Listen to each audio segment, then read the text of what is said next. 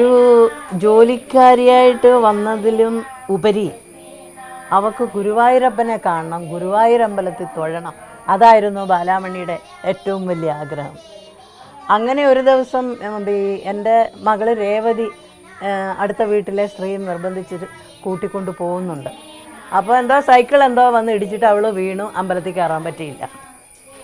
അപ്പോൾ എപ്പോഴും എന്ത് പ്രശ്നം ഉണ്ടെങ്കിലും കണ്ണനോടാണ് അവൾ പറയുക. അപ്പോൾ ഒരു ദിവസം കണ്ണൻ അവളുടെ മുമ്പിൽ പ്രത്യക്ഷപ്പെടുകയാണ്. പ്രശ്നങ്ങളുണ്ടാകുമ്പോഴൊക്കെ കണ്ണൻ പ്രത്യക്ഷപ്പെടും.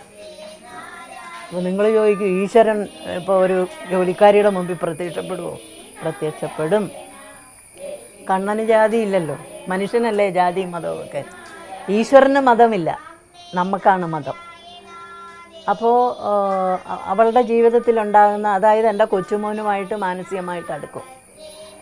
എനിക്കതിന് എതിരൊന്നുമില്ല, എനിക്ക് സന്തോഷമേ ഉള്ളൂ. പക്ഷേ അമ്മ വേറെ കല്യാണം നിശ്ചയിക്കും. അപ്പോൾ അത് കണ്ണനായിട്ട് തന്നെ മുടക്കും ആ കല്യാണം. അപ്പോൾ അത് നടക്കില്ല എന്ന് പറയും ഇവളുടെ അടുത്ത്. അപ്പോൾ ഇവൾ വിചാരിച്ചിരിക്കുന്ന അടുത്ത വീട്ടിലെ കുട്ടിയാണ്, അടുത്ത വീട്ടിലെ പയ്യനാണ് എന്നുള്ളതാണ് ഇവൾ വിശ്വസിച്ചിരിക്കുന്നത്. അപ്പോൾ അത് നടക്കില്ല, കല്യാണമൊന്നും നടക്കില്ല എന്ന് പറയും.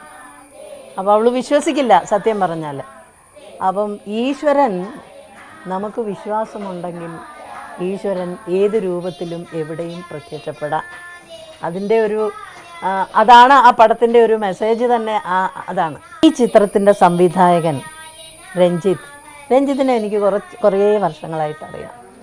അതായത് പുള്ളിയുടെ കഥയാണ് മെയ് മാസ പുലരി, VR ഗോപിനാഥ് ഡയറക്റ്റ് ചെയ്ത പടം.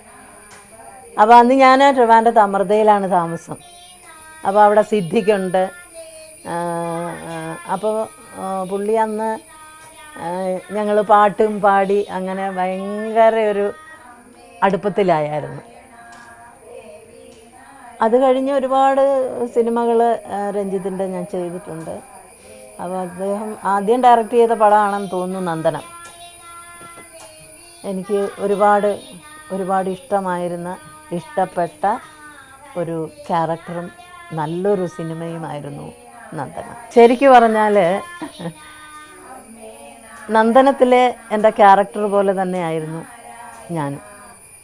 കാരണം എന്താണെന്ന് വെച്ചാൽ, ഇപ്പോൾ എനിക്കൊരു കൊച്ചുമോനാണ്, അവൻ ബാല്യക്കാരിയെ ഇഷ്ടപ്പെട്ടു എന്ന് വെച്ചോളൂ, ഞാൻ കല്യാണം കഴിച്ചു കൊടുക്കും. എനിക്കതിൽ യാതൊരു വിഷമവുമില്ല. പിന്നെ നവ്യയുടെ ബാലാമണിയുടെ അവളെ ശരിക്കറിഞ്ഞ ഒരു അമ്മമ്മയാണ്. അവളിലെ നന്മ, അവളിലെ ഭക്തി, അവളെ ശരിക്കും മനസ്സിലാക്കിയ ഒരു അമ്മമ്മയായിരുന്നു.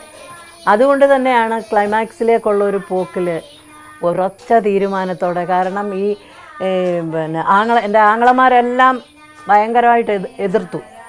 എന്നിട്ടും ഞാനിത് ചെയ്യാൻ പോവുകയാണ്, നിങ്ങൾക്ക് ആർക്കെങ്കിലും എതിർപ്പുണ്ടോ എന്നൊക്കെ ചോദിക്കുന്നവർ നിങ്ങൾ കണ്ടിട്ടുണ്ടല്ലോ. അപ്പോൾ ഞാൻ പറയുകയാണ്, എൻ്റെ സ്വന്തം ജീവിതത്തിലായിരുന്നാലും ഞാനത് ചെയ്തിരിക്കും.